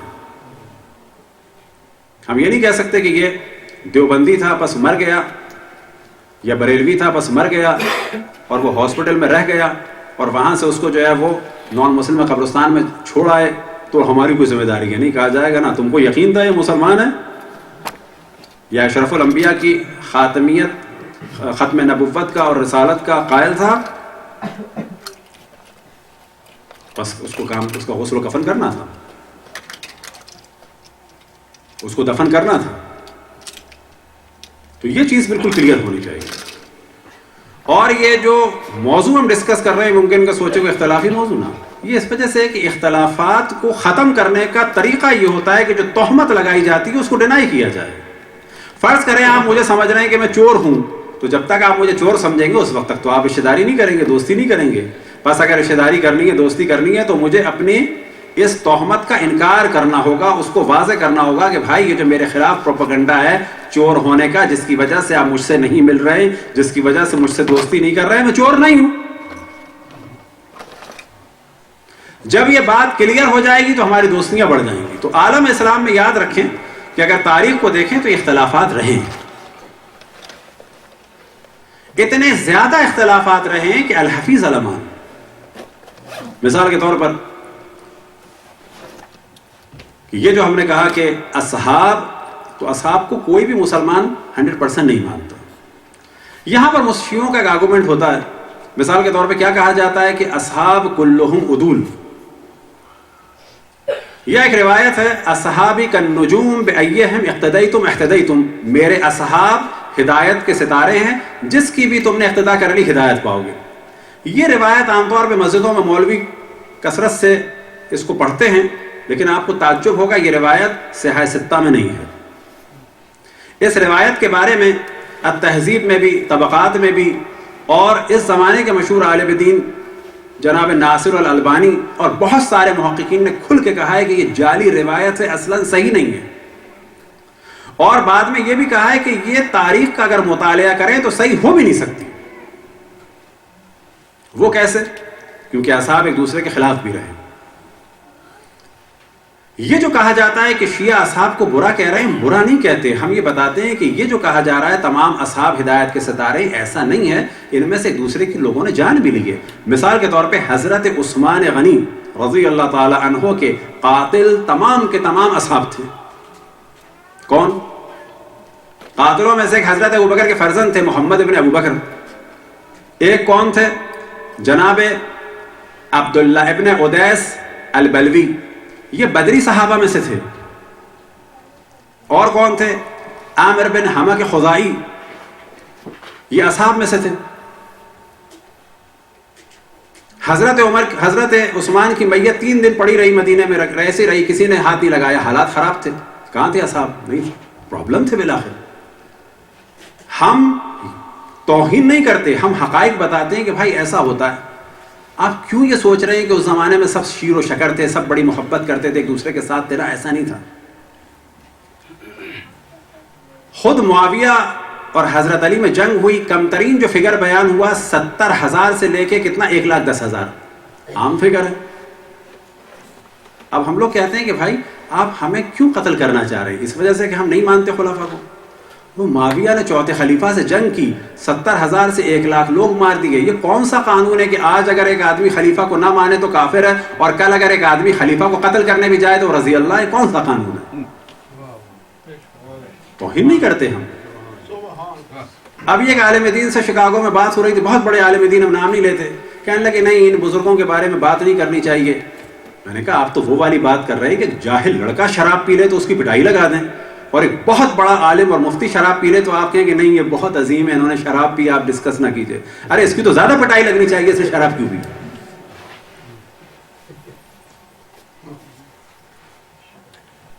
اسی طرح سے حضرت عائشہ میں حضرت علی میں جنگ ہوئی، کم ترین فگر 6,000، زیادہ سے زیادہ کتنے 36,000. تو ہم یہ چیزیں ڈسکس کرتے ہیں. توہین، گالی قطعاً حرام ہے. اب جو نظریہ دیا جاتا ہے وہ کیا ہے؟ اصحابی کا نجوم، کہ میرے تمام ستارے، میرے تمام اصحاب ستارے ہیں. اگلا مرحلہ یہ آتا ہے کہ ان میں سے کسی سے بھی دین لے لو. ڈیفینیشن کیا بیان کی جاتی ہے؟ جس نے بھی آپ کو دیکھ لیا، چاہے وہ بچہ ہو چاہے وہ بڑا ہو، بس مسلمان اگر تھا اور آپ کو دیکھ لیا، چاہے بیٹھا یا نہیں بیٹھا، چاہے روایت نقل کی یا نہیں کی، چاہے جنگ میں شریک ہوا یا نہیں ہوا، وہ کیا تعریف ہے؟ کل من رقا رسول اللہ مسلما مات مؤمنا، ہر وہ شخص جس نے رسول اللہ صلی اللہ علیہ وسلم کو دیکھا یا ملاقات کی اور مسلمان مرا، وہ کیا ہے؟ صحابی ہے. یہ بالکل ایسا ہے کہ کوئی یہ کہے کہ، یہ میں مثال دیتا ہوں عام طور پہ، کوئی یہ کہے کہ اس آدمی نے ایک دفعہ آپ کو دیکھا، اب یہ بعد میں آپ کے دین کی اتھارٹی بن گیا. یہ بالکل ایسا ہے جیسے کوئی کہے کہ پرنسٹن یونیورسٹی میں جس نے آئنسٹائن کو دیکھا، چاہے 1 منٹ کے لیے، چاہے 2 منٹ کے لیے، چاہے پڑھا چاہے نہیں پڑھا، چاہے فزکس کو سمجھا چاہے نہیں سمجھا، اس نے جس نے آئنسٹائن کو دیکھا ہے پرنسٹن میں، بعد میں وہ فزکس کی اتھارٹی ہو گیا. ہے کوئی تیار؟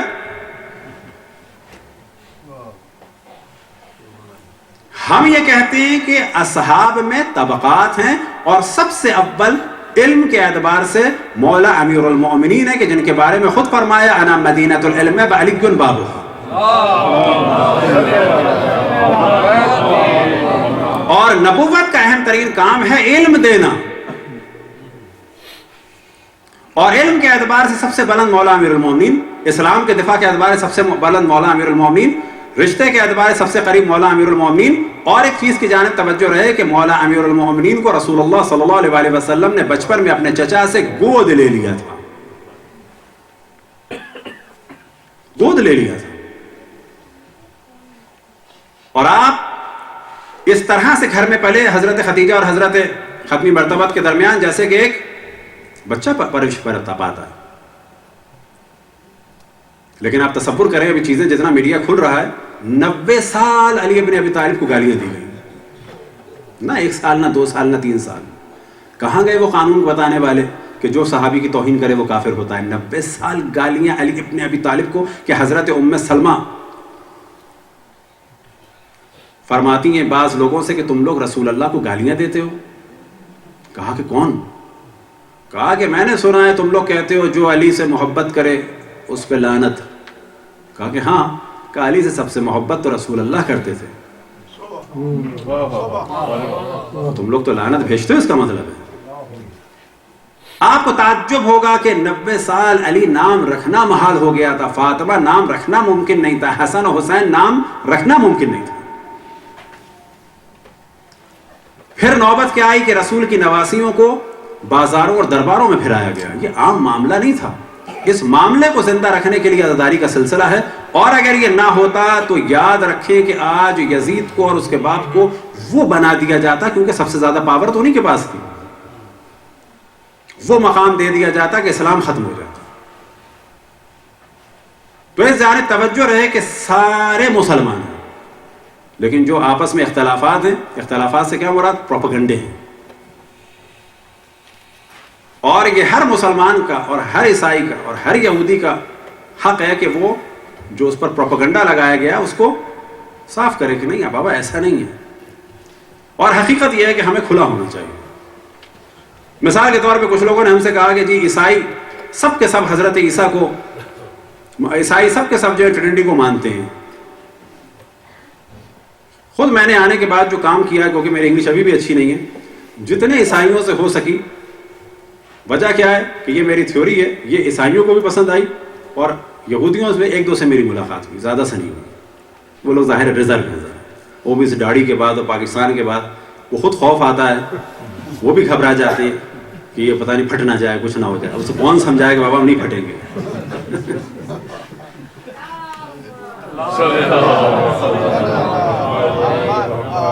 تو ہمیشہ ہم نے چیز کہی اور اکثر کو پسند آئی اور پروفیسرز نے بھی پسند کی. میں نے کہا ہم اس بات کے قائل ہیں کہ جس دین کو اور مذہب کو سمجھنا ہو، اس دین کو اور مذہب کو اپنے عالم سے نہ سمجھو، اپنے عالم سے اپنا دین سمجھو. دوسرے کے دین کو سمجھنا ہے تو اپنے عالم سے ضرور پوچھو، لیکن ایک گنجائش رکھو کہ ممکن ہے کہ ہمارے والے نے تعصب سے کام لیا ہو دوسرے کے بارے میں. لہٰذا دوسرے کے دین کو سمجھنا ہے تو کس سے سمجھو؟ ہندوازم کو سمجھنا ہے کس سے سمجھو؟ صبح جو آپ کے شنکر جی جھاڑو لگانے آیا اس سے ہندوازم سمجھیں گے آپ؟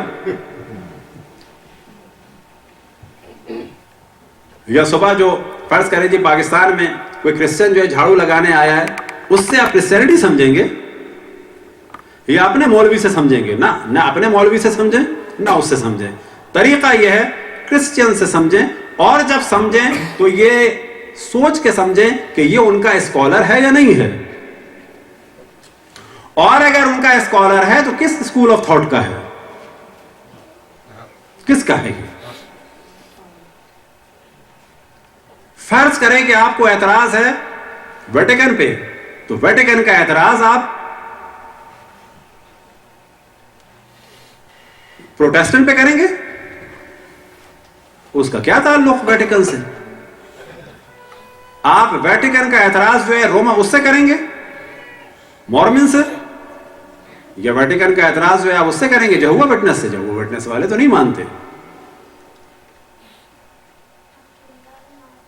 مورمن والوں کی جو حرکات ہیں آپ جانتے ہوں گے، ان کے الگ نظریات ہیں. اس کا اعتراض رومن کیتھولک سے کریں گے نا. برما میں بدھسٹ نے مارا، یہ ہماری ذمہ داری ہے پوچھیں کہ یہ سارے بدھسٹ ایسے ہیں یا بدھسٹ کے گروہ ہیں؟ آیا نیپال کے بدھسٹ اور یہ بدھسٹ ایک ہیں، یا واقعی یہ بدھسٹ ہیں یا بدھسٹ کے پیچھے برما کی آرمی ہے اور یہ والے بدھسٹ اور جاپان کے بدھسٹ ایک ہیں؟ یہ جیو وہ جیو، یہ کرسچین وہ کرسچین، یہ مسلمان وہ مسلمان، یہ سارے وہ کام ہے پڑھی لکھی قوم ایک دقت کرے اس کے بعد ڈسکشن کرے. اور جب تک کلیئر نہ ہو جائے کوئی چیز، ڈیپتھ میں جائے کہ واقعی کیا کر رہے ہیں. بعض دفعہ میں تسبیح پڑھتا ہوں نماز کے بعد تو میرے ذہن میں ہمیشہ چیز آتی ہے، کوئی نان مسلم دیکھے گا کہے گا کہ مسلمان نماز پڑھنے کے بعد انگلیوں سے کھیلتے ہیں. وہ کہے گا میں نے شیعوں کو بھی دیکھا سنیوں کو بھی دیکھا یوں یوں کر کے انگلی سے کھیلتے ہیں. بتائیں کھیلنا بھی کوئی عبادت ہے؟ تو کہا جائے گا اس نے فقط دیکھا کہ یوں یوں یوں یوں یوں کر رہے ہیں. اس کو پوچھنا چاہیے تھا کس سے؟ شیعوں کے اسکالر سے، سنی اسکالر سے کہ یہ کیا کرتے ہیں، اصل یہ عبادت ہے یوں یوں کرنا؟ یوں یوں کر رہے، یوں کیا پھر یوں کیا پھر یوں کیا پھر یوں، یا کچھ اور ہے اس کے پیچھے کیا ہے؟ اصل ہاتھ کی انگلیاں ایسے کرنے میں ثواب ہے یا پاؤں کی انگلیوں میں بھی ثواب ہے؟ ساری انگلیاں ایسے ایسے کرنے میں ثواب ہے یا انگوٹھے میں بھی ثواب ہے؟ تو وہ بتائے گا سنی و شیعہ کہ نہیں، یہ ہم کہتے ہیں اللہ اکبر. اللہ اکبر کیا معنی ہے؟ اللہ اکبر. الحمدللہ کیا معنی ہے؟ آل پریز بی ٹو گاڈ. یہ اس کو بتانا ہوگا. اب وہ کہے گا اچھا تو آپ یہ کرتے ہیں، تو اس سے کیا کرتے ہیں؟ اس سے گنتے ہیں. اسی طرح سے حق ہے کسی کو کہ وہ ہم سے سوال کرے کہ یہ ایک کالے گھر کے لیے، ہم اس کو احترام سے کہتے ہیں. عیسائی یہودی کیا کہیں گے؟ کالے گھر سے گھوم رہے ہیں، بالکل ان کی عقل کو کیا ہو گیا ہے، مٹی کی چیز کو مٹی سے مار رہے ہیں. کہا جائے گا سب پوچھو اس کے پیچھے نظریہ کیا ہے. انڈیا میں کچھ نوجوانوں میں نے ہم سے کہا کہ ہم جب کہتے ہیں بت پرستی کی مذمت کرتے ہیں تو وہ ہم سے پلٹ کے کہتے ہیں کہ آپ لوگ بھی تو کالے گھر کو پوچھتے ہیں. تو ہمارے پاس کوئی جواب ہی نہیں تھا. میں نے کہا جواب یوں نہیں رہتا، خود آپ کو نہیں پتا کہ آپ کالے گھر کو پوچھتے ہیں نہ. خانہ کعبہ بیت اللہ شریف کو ہم اس کو سجدہ نہیں کرتے. یاد رکھیں جو بھی خانہ کعبہ کو سجدہ کرے گا کیا ہو جائے گا؟ کافر ہو جائے گا. خانہ کعبہ کو نہیں سجدہ کرتے. خانہ کعبہ مسجود نہیں ہے. خانہ کعبہ کی سمت بعض کام انجام دیتے ہیں جن میں سے ایک ہے نمازیں، لیکن سجدہ خانہ کعبہ کو نہیں کرتے. خانہ کعبہ کی ڈائریکشن میں اللہ کو سجدہ کرتے. خانہ کعبہ کا پردہ پکڑ کے مسلمان دعا مانگتے ہیں تو کس نیت سے مانگتے ہیں کہ معاذ اللہ اللہ کے کپڑوں کو کھینچ رہے ہیں؟ ہم عام طور پہ کہتے ہیں اللہ کو نہ بھولو، تو اللہ اوپر ہے کیا؟ یہ دوسرے ادیان کو ہم سے پوچھنا چاہیے اور یہ ہمیں بھی ڈسکس کرنا چاہیے. جب ہم کہتے ہیں اوپر ہے، اوپر ہے تو نیچے نہیں ہے. یہاں سے مراد ہے وہ جو عظیم ہے، وہ جو بلند ہے، وہ اللہ ہر جگہ خداوند تبارک و تعالی ہے.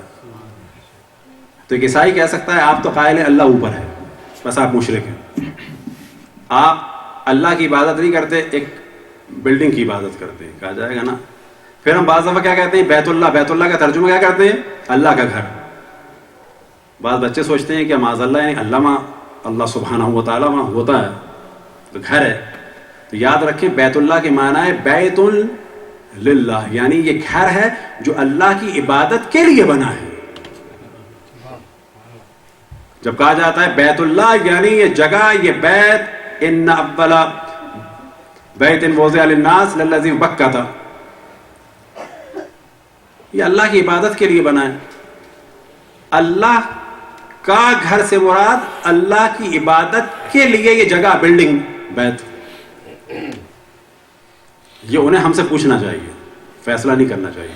ہمیں ان کے بارے میں پوچھنا چاہیے کہ یہ آپ کیا کرتے ہیں، ایسا کیوں کرتے ہیں، یہ وہی ہے جو ہم سمجھ رہے ہیں یا کچھ اور ہے اس کے پیچھے؟ آپ وہی ہیں جو اس ملک میں ہوتے ہیں یا کچھ اور ہیں؟ جب اتنا ہمارا کھلا دماغ ہوگا تو یاد رکھیں کہ ادیان میں بھی ٹکراؤ کم ہوگا اور مذاہب میں بھی ٹکراؤ کم ہوگا. تمام ادیان عقل و شعور کو استعمال کریں، قریب آ جائیں، اور سب سے بڑھ کر ضروری ہے کہ شیعہ اور سنی اور جتنے مسلمان ہیں، کل بھی ہم نے بات کی، ہم کیا سمجھتے ہیں خالی شیعہ سنی ہے دنیا میں مسلمانوں میں؟ سلطان قابوس کا مذہب ہے نہ وہ شیعہ ہے نہ سنی ہے، وہ لوگ اباضی ہیں، ان کا مذہب ہے اباضیہ، وہ نہ شیعہ ہے نہ سنی ہے، یاد رکھیں. یہ سارے پرابلم ختم ہوں گے کب؟ کہ جب ایک دوسرے کو احترام کی نگاہ سے دیکھیں، تحقیق کی نگاہ سے دیکھیں، اور ان سے پوچھیں کہ یہ جو آپ کام انجام دیتے ہیں ایسا ہی ہے جیسے میرے ملا نے بتایا یا کچھ اور ہے اس کے پیچھے؟ آپ وہی کر رہے ہیں جو میں سمجھ رہا ہوں یا کچھ اور کر رہے ہیں؟ جب تک یہ کیفیت نہیں ہوگی اس وقت تک یہ کلیش آف سویلائزیشن بھی رہے گا، یہ ادیان کا ٹکراؤ بھی رہے گا، یہ مذاہب کا ٹکراؤ بھی رہے گا. اور یاد رکھیں، بعض دفعہ بعض ہمارے دوست احباب سے بات ہوتی ہے، وہ بالکل ایک الگ موضوع ہے کہ تمام دنیا انتظار کر رہی ہے ایک منجی عالم بشریت کا، کہ جن کو اسلام میں کہا جاتا ہے امام مہدی علیہ الصلوۃ والسلام،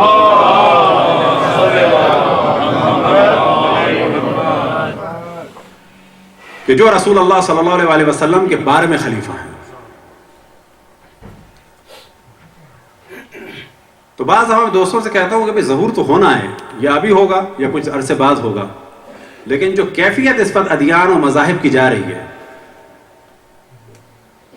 یہ کیفیت شاید سے مراد نہ ہمارے نام سے کہ ایسا ضرور ہوگا نا، شاید یہ کیفیت ابھی آئے گی کہ لوگ دین سے دور ہو جائیں گے، اور لوگ کہیں گے جو اس وقت کہتے تھے کمیونسٹ، البتہ کمیونسٹ کو بھی اب دیکھیں اتنا سوچنا چاہیے. بعض دفعہ آپ نے کہا نہیں کہ سارے کمیونسٹ کافر نہیں ہوتے، آپ کیسی باتیں کر رہے ہیں، کمیونسٹ تو کافر ہوتے ہیں، اللہ کو نہیں مانتے. میں نے کہا نا، ممکن ہے ایک آدمی مسلمان ہو، سیاست میں ڈیموکریسی کا قائل ہو، اکنامکس میں کمیونزم میں ہو، صحیح ہے یہ اسلام کو پورا فالو نہیں کر رہا لیکن کافر نہیں ہے. بس جب کہا جاتا ہے کمیونسٹ، اب آپ دیکھیں کتنی باریکیاں ہیں، ہر کمیونسٹ کافر ہے؟ ممکن ہے ایک آدمی فقط اکنامکس میں کمیونسٹ ہو،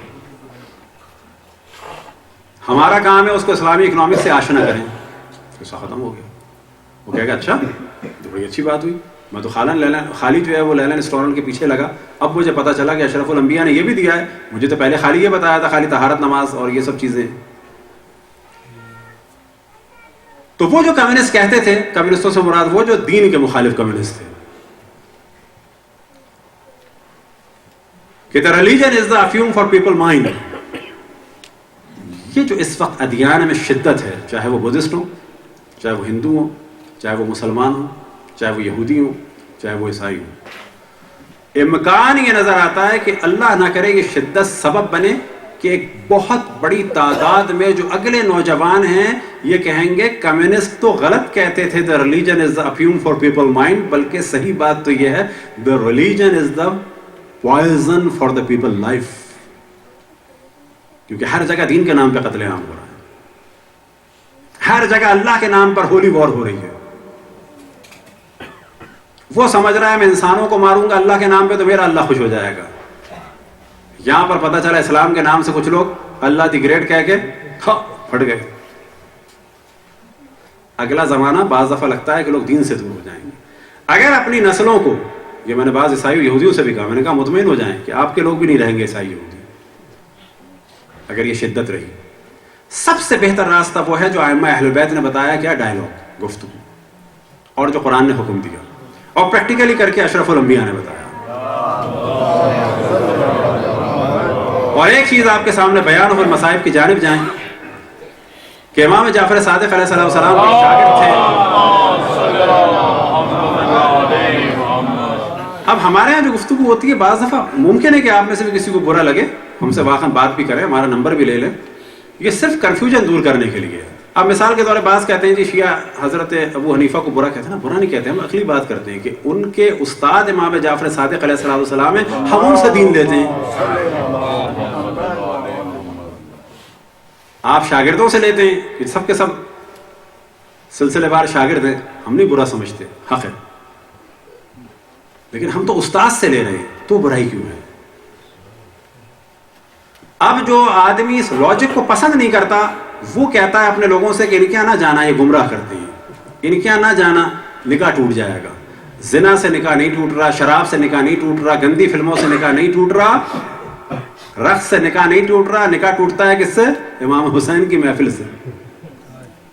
سمجھنا چاہیے کیا ہے اس کے معنی ہے کہ ہمارا آدمی اس کے پاس کوئی لاجک نہیں ہے، کھوکھلا ہے، اسے پتا ہے کہ یہ ایسی بات لے کے آئے گا میں پھنس جاؤں گا. وہ کہہ رہا ہے کہ نکاح ٹوٹ جائے گا. گناہ میاں نے کیا کہ گیا شیعوں کیا، بیچاری بیوی جو ہے وہ برباد ہو گئی، کوئی پوچھنے والا نہیں کہ تم کیا پٹی پڑا ہے. تو ہم کسی کو برا نہیں کہتے، فقط ایک اپنے نظریات بیان کرتے ہیں. صلوات پڑھیں پر محمد والے.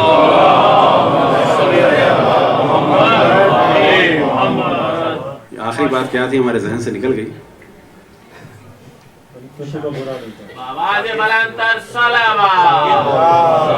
ہاں، امام کے شاگرد تھے جناب مفضل.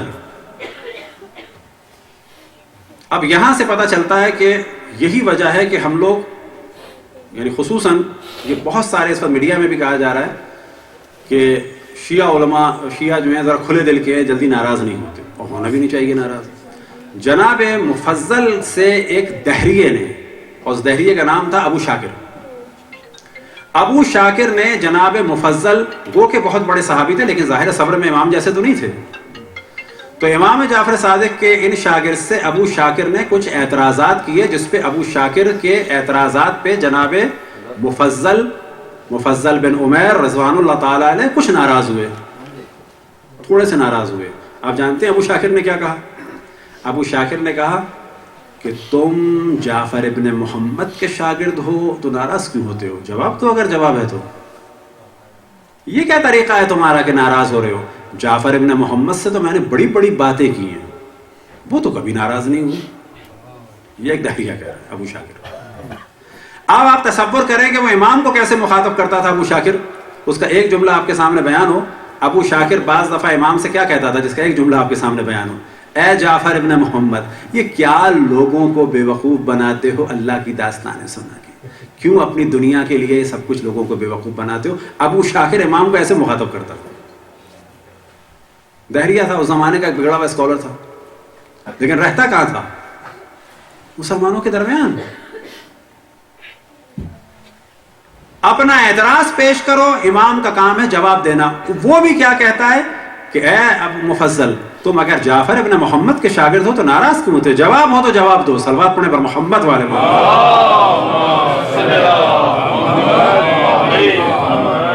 تو یہ وہ روش ہے قرآن کی اور رسول اللہ کی اور آل رسول کی کہ تمام انسانوں کا احترام کرنا ہے. جو بھی کچھ کہے کنفیوز ہے بیچارہ، اس کو ہمیں اللہ کی جانب دعوت دینی ہے محبت کے طریقے سے، کہ جس میں ایک آپ کے سامنے اور واقعہ بیان ہو کہ جب وہ زمانہ تھا کہ جب تقریباً 90 سال گالیاں پڑی ہیں مولا امیر المومنین آفیشلی جمعے کے خطبے میں. ایسے زمانے میں شام سے ایک آدمی آیا امام حسن علیہ السلام کے پاس مدینے میں،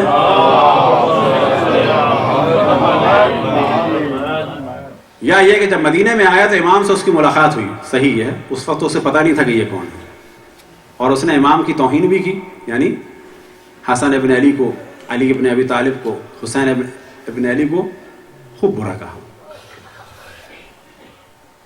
تو امام نے ظاہر ہے جب وہ ان کو پہچان ہی نہیں رہا تو امام نے کہا کہ تم غریب الوطن ہو، یعنی غریب الوطن یعنی کہیں اور سے آئے ہو. کہ ہاں، تو کہاں رکے ہوئے ہو، کھانے پینے کا کیا ہے؟ اور بہت ہی محبت کے ساتھ اس کا پورا کام کیا. بعد میں اس کو پتا چلا کہ جس علی کو گالی دے رہا تھا یہ اس کا بیٹا ہے، جس حسن کو میں گالیاں دے رہا تھا یہ ہے وہ شخص. وجہ یہ ہے کہ امام حسن جانتے ہیں کہ یہ اللہ کی ایک مخلوق ہے جس کو کچھ نہیں پتا. جو ذہن میں ڈال دیا گیا ہے وہ اس کے ذہن میں ہے. لیکن نبی اور امام اور صحیح فالوور کا کام یہ ہے کہ سب سے محبت سے ملیں, اللہ رسول اور ائمہ کا پیغام اس تک پہنچا دیں. پروپیگنڈے کا عالم یہ تھا کہ جب مولا امیر المومنین کو ضربت لگی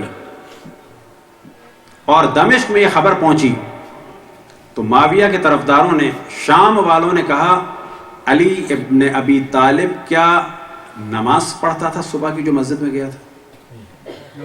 وجہ کیا ہے کہ مولا امیر المومنین کو تو حتیٰ کافر تک کر دیا تھا. وجہ کیا تھی؟ فوج تیار ہو رہی ہے کہ میں ہوں صحیح معنی میں مومن, وہ ایک کافر ہے, اس سے مقابلہ کرنا ہے. اتنا پروپیگنڈا تھا. اس پروپیگنڈے کا جواب جو ہمیشہ انبیاء نے اور ائمہ نے دیا اور ان کے فالوور نے دیا کہ نرمی کے ساتھ, کہ جو حکم قرآن ہے ادعو الی سبیل ربک بالحکمۃ والموعظۃ الحسنۃ وجادلھم باللتی ہی احسن, کہ اللہ سبحانہ و تعالیٰ کی جانب دعوت دو حکمت کے ذریعے سے, دلائل کے ذریعے سے, والموعظۃ الحسنہ اچھی طرح سے نصیحت کے ساتھ, وجادلھم باللتی ہی احسن اگر بحث ہو جائے تو کیسی بحث ہو؟ احترام کے ساتھ بحث. ایک کی بات کمپلیٹ ہو جائے, دوسری اپنی بات کرے, جواب نہ آتا ہو, ہم بے شک کہتے ہیں کہ میں اگلے ہفتے آؤں گا, اس کو جواب نہ آتا ہو, وہ کہے کہ میں 1 مہینے بعد آؤں گا. یہاں پر کوئی نہ جیت ہے نہ ہار ہے, بلکہ کہا جائے کہ ہم سب اللہ سبحانہ و تعالیٰ کی ہدایت کو ڈھونڈ رہے ہیں, تم اور میں آپس میں ڈسکس کریں اور اللہ سبحانہ و تعالیٰ کی جانب بڑھتے چلے جائیں. یہی وہ روش تھی کہ تصور کریں کہ جب کربلا کے میدان میں, کہ کربلا کا میدان کیا ہے, کہ پھر میں عرض کروں کہ جہاں اس وقت دنیا میں فقط ایک رسول کا نواسہ ہے اور 2 رسول کی نواسیاں ہیں. رسول کے نواسے کو قتل کرنا ہے اور پھر رسول کی نواسیوں کی چادروں کو چھینا گیا. اور کہاں سے کہاں تک پہنچایا گیا؟ کربلا سے کوفہ, اور کوفے کے بعد کہاں؟ شام. لیکن شام کے اس زمانے میں 3 راستے تھے. آپ کو تعجب ہوگا, یہ چھوٹے راستے سے نہیں لے جائے گئے.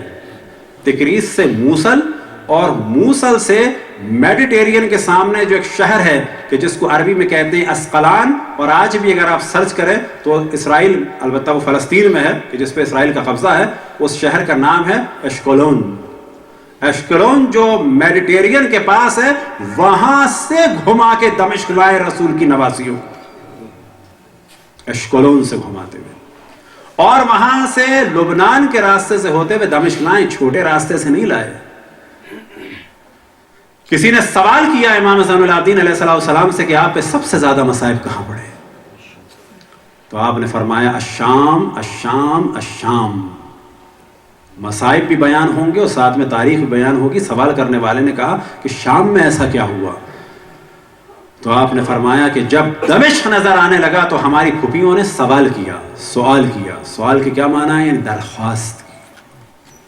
کیا درخواست کی؟ درخواست یہ کی کہ ہمیں اس دروازے سے لے جانا کہ جہاں پر مجمع کم ہو, تماشائی کم ہو. رسول کی صرف 2 نواسیاں, جناب سیدہ کی 2 بیٹیاں, کہ جن کو ایسے اونٹوں پہ سوار کیا گیا ہے کہ پردے کا اہتمام نہیں ہے. تو امام فرماتے ہیں کہ اس دروازے سے لے جایا گیا کہ جہاں پر سب سے زیادہ مجمع تھا. پھر امام فرماتے ہیں کہ جب وہ دروازہ آ گیا تو ہماری پھوپھی ام کلثوم نے سوال کیا, دوبارہ سوال کیا کہ ہمارے شہداء کے سروں کو ذرا سا آگے کر دو. لیکن دشمنوں نے سروں کو قریب کر دیا. امام فرماتے ہیں کہ بھائیوں کے سر بہنوں کی سواریوں سے قریب کر دیے گئے, بیٹوں کے سر ماؤں کی سواریوں سے قریب کر دیے گئے. سر نوکے نیزہ پہ بلند تھے, نیزوں سے کھیلا جا رہا تھا. بعض دفعہ سر نیزوں سے گر کے زمین پہ آتے تھے اور اونٹوں اور گھوڑوں کے قدموں سے ٹکراتے تھے. امام فرماتے ہیں کہ جب ہمیں دمشق میں داخل کیا گیا تو ساز و آواز کے ساتھ, یعنی موسیقی بج رہی تھی, خوشی کے ترانے بجائے جا رہے تھے کہ آل رسول کو لایا جا رہا ہے. امام فرماتے ہیں کہ ہمیں بازاروں اور درباروں میں پھرایا جاتا تھا صبح سے شام تک, یہاں تک کہ ہمیں کنیزوں اور غلاموں کے بازاروں سے گزارا گیا, اور یہ کہہ کے گزارا گیا کہ تم لوگوں کو ان بازاروں میں بیچا جائے گا, لیکن وہ یہ کام نہ کر سکے. امام فرماتے ہیں کہ ہمیں عیسائیوں اور یہودیوں کے محلوں سے گزارا گیا اور کہا گیا کہ ان لوگوں کا اسلام میں کوئی احترام نہیں ہے، یہ وہ لوگ ہیں کہ جن کے بڑوں نے تمہارے بڑوں کے ساتھ جنگ کی۔ کن بڑوں نے؟ یعنی رسول اللہ نے۔ امام فرماتے ہیں کہ جس وقت یہ ندا دی گئی تو کوئی شخص ایسا نہ تھا کہ جس نے ہم پہ حملہ نہ کیا ہو۔ کچھ نے پتھر پھینکے، کچھ نے مٹی پھینکی، کچھ نے لکڑیوں سے حملہ کیا۔ چھتوں پہ سے کہیں پانی آتا تھا، کہیں آگ کے انگارے پھینکے جاتے تھے، لیکن اسی پہ اکتفا نہ ہوا، بس مصائب ختم ہونے والے ہیں۔ ایک وقت آیا کہ یزید کے دربار کو سجایا گیا، دروازوں کو بند کر دیا گیا اور اہل حرم کو، آل رسول کو دروازے کے باہر طویل مدت کے لیے کھڑا کیا گیا، یہاں تک کہ جب دروازہ کھلا دربار یزید کا تو یزید فاسق فاجر تخت پہ بیٹھا تھا، شراب پی رہا تھا اور تشت میں امام حسین کا سر تھا، باقی سر اہل بیت کے ساتھ تھے، سر امام حسین پہلے یزید کے پاس بھیج دیا گیا تھا۔ اب جب کچھ عرصے کے بعد نگاہ پڑی بہنوں کی، بیٹیوں کی سر امام حسین پر اس عالم میں کہ یزید تخت پہ بیٹھا ہے اور تشت میں امام حسین کا سر رکھا ہے، شرابی محفل، شرابیوں کی محفل جمی ہوئی ہے، یزید شراب پی رہا ہے اور اپنی خیزران کی عصا کبھی امام حسین کے سر پہ مارتا ہے، کبھی امام حسین کے چہرے اور لبوں پہ مارتا ہے، تو بیویوں کے گریوں کی آواز بلند ہو گئی۔ لیکن مصائب یہاں ختم نہ ہوئے۔ ایک مصیبت آپ کے سامنے بیان ہو کہ جو تاریخ میں 2-3 طرح سے بیان ہوئی۔ ایک ایسا وقت بھی آیا کہ امام حسین کی دختر کے لیے ایک شخص نے کہا، یا امیر حب لی ہذہ الجاریہ، کہ اے میرے حاکم یہ کنیز مجھے تحفے میں دے دے۔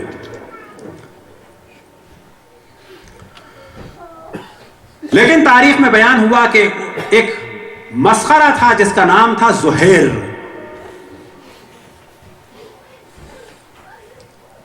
اور جس وقت قافلہ پہنچا، اس سے پہلے وہ گیا ہوا تھا، اسی دوران وہ پہنچا اور آتے ہی وہ پہنچا کہاں پر؟ یزید کے دربار میں، کیونکہ وہاں کا مسخرہ تھا، اور جب پتا چلا کچھ قیدی آئے ہیں تو یزید کو خوش کیا جائے۔ اب جب وہ دربار میں آیا، کیونکہ اکثر بہت سارے شامیوں کو نہیں پتا تھا کہ رسول کی بیٹیاں ہیں، رسول کے گھر والے، انہیں بتایا گیا تھا یہ خارجی ہیں، انہوں نے خروج کیا ہے، جشن منایا جا رہا تھا۔ اب جب یہ زہیر دربار میں آیا تو اس نے مختلف حرکتیں شروع کی، یہاں تک کہ ایک وقت آیا کہ حضرت ام کلثوم سلام اللہ علیہا کی جانب بڑھنا شروع ہوا اور اپنا ہاتھ بڑھانا شروع ہوا، اور اس نے جملہ کہا، یا امیر حب لی ہذہ الجاریہ، اے امیر یہ کنیز مجھے تحفے میں دے دے۔ کون؟ رسول اللہ کی بیٹیاں۔ تمام دنیا اگر قیامت تک گریہ کرے تو ان مصائب کا زندہ رکھنا ضروری ہے، اور عزاداری اسی کے لیے ہے۔ جس وقت اس نے یہ جملہ کہا اور ہاتھ کو بڑھانا شروع کیا تو حضرت ام کلثوم سلام اللہ علیہا نے ایک جملہ کہا، دع اخسر یدا کا قطع اللہ یدا کا، اپنا ہاتھ دور رکھ، پیچھے کر، خدا تیرا ہاتھ کاٹ دے۔ تو یہ زہیر گھبرا گیا، اور گھبرانے کے بعد سوال کرتا ہے، کیا ان اسیروں کو عربی آتی ہے؟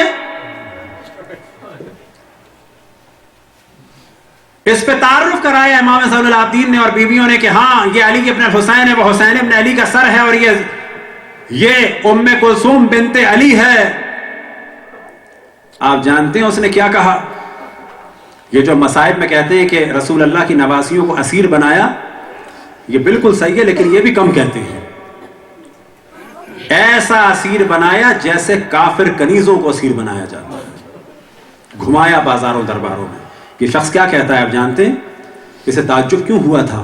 اس نے سوال کیا، کیا یہ لوگ عربی جانتے ہیں؟ جب تعارف کرایا تو وہ رونے لگا اور باہر نکلا، اور باہر نکلنے کے بعد اپنے پاس جو اس کے خنجر تھا وہ اس نے نکالا، اپنا ہاتھ کاٹا، خون بہ رہا تھا، اس طرح سے واپس آیا اور کہا کہ مجھے معاف کر دیں، مجھے نہیں پتا تھا کہ آپ لوگ یہ ہیں، میں تو سمجھ رہا تھا روم یا ترک یا کابل کی کنیزیں ہیں۔ یہ ہوا آل رسول کے ساتھ۔ اور پھر ایک ایسی مصیبت آئی کہ حسین کی بیٹی شاید اسی وجہ سے، دربار کی اس مصیبت کی وجہ سے دنیا سے رخصت ہو گئی۔ ہاں مومنوں، ایک وقت آیا، یہ وہ ایام ہیں کہ جب اہل حرم کربلا پہنچ چکے رہا ہونے کے بعد، کیونکہ جب آل رسول کی مظلومیت کا علم ہوا تو شام میں بھی یزید کے لیے بغاوت ہونے لگی۔ ہاں مومنوں، ایک وقت آیا کہ امام حسین کی ایک صاحبزادی دنیا سے رخصت ہو گئی۔ شاید وجہ یہ ہو باپ کو یاد کرنے کی، کیونکہ جو جملہ سنا اور تاریخ میں بیان ہوا کہ جب ایک شخص نے کہا امام حسین کی ایک صاحبزادی سے، کہ بعض جگہ بیان ہوا رقیہ بنت علی، بعض جگہ بیان ہوا رقیہ بنت فاطمہ، اور بعض جگہ بیان ہوا رقیہ بنت حسین، اور بعض جگہ بیان ہوا فاطمہ بنت حسین، کہ جب یہ جملہ ایک شقی نے کہا تو یہ بچی گھبرا گئی اور جناب زینب کے دامن کو تھام لیا کہ بابا کو قتل کر دیا، کہ آپ ہمیں کنیزی میں بھی دیا جائے گا۔ جناب زینب نے گرج کے کہا کہ ہمارے مردوں کو قتل کر دیا، ہمیں اسیر کر دیا، لیکن ہم میں سے کسی کو کنیز یا بنانا ممکن نہیں ہے۔ ہاں مومنو، شاید یہی وجہ ہو کہ حسین کی ایک ننھی بچی اسی مصیبت کو برداشت نہ کر سکی، بابا بابا کہتی رہی۔ ایک وقت آیا کہ بابا کا سر تو نظر آیا، لیکن اس عالم میں کہ وہ تشت میں تھا، اتنا گریا ہوا کہ یزید نے سر بھجوا دیا۔ اب تاریخ پلٹ گئی، کل تک اس بچی کا سر حسین کے سینے پہ ہوتا تھا، اور آج حسین کا سر بچی کے سینے پہ آیا، بچی کا گریا ختم ہو گیا۔ ایک وقت آیا کہ رن میں ندا بلند ہوئی، انا للہ و انا الیہ راجعون۔ یا اللہ، جس نے اہل بیت پہ ظلم کیا ان سب پہ لعنت فرما۔ یا اللہ، ان دونوں مرحومات، ان خواتین کا جن کا کل انتقال ہوا، اور ان مرحوم کے درجات کو بلند سے بلند فرما، رسول اللہ آل رسول اللہ کے ساتھ محشور فرما۔ اگر ان کی قضا عبادتیں ہیں تو وارثوں کو ادا کرنے کی توفیق عطا فرما۔ اگر انہوں نے کچھ مال چھوڑا ہے تو شریعت رسول اللہ کے مطابق استعمال یا تقسیم کی توفیق عطا فرما۔ مقامات مقدسہ کی حفاظت فرما، امام کے ظہور میں تعجیل فرما۔ التماء سورہ فاتحہ کی تمام مومن و مومنات کے لیے اور سب آبا و اجداد کے لیے، بزرگان کے لیے، اور خصوصاً ظہور علی خان ابن محمد علی خان، حسنہ بیگم خان بنت سید عسکری حسن، اور اسی طرح سے مرحومہ انیلہ حسن کے لیے، اور اپنے تمام آبا و اجداد کے لیے۔ رحم اللہ من قرأ الفاتحہ۔ بسم اللہ الرحمن الرحیم، الحمد للہ رب العالمین الرحمن الرحیم مالک یوم الدین، إياك نعبد وإياك نستعين، اهدنا الصراط المستقيم صراط الذين أنعمت عليهم غير المغضوب عليهم ولا الضالين. بسم الله الرحمن الرحيم. قل هو الله أحد الله الصمد لم يلد ولم يولد ولم يكن له كفوا أحد. بسم الله الرحمن الرحيم. قل هو الله أحد الله الصمد لم يلد ولم يولد ولم يكن له كفوا أحد. بسم الله الرحمن الرحيم. قل هو الله أحد الله الصمد لم يلد ولم يولد ولم يكن له كفوا أحد. ربنا آتنا في الدنيا حسنة وفي الآخرة حسنة وقنا عذاب النار وعذاب القبر وعذاب الحشر واحشرنا مع محمد وآل محمد صلوات.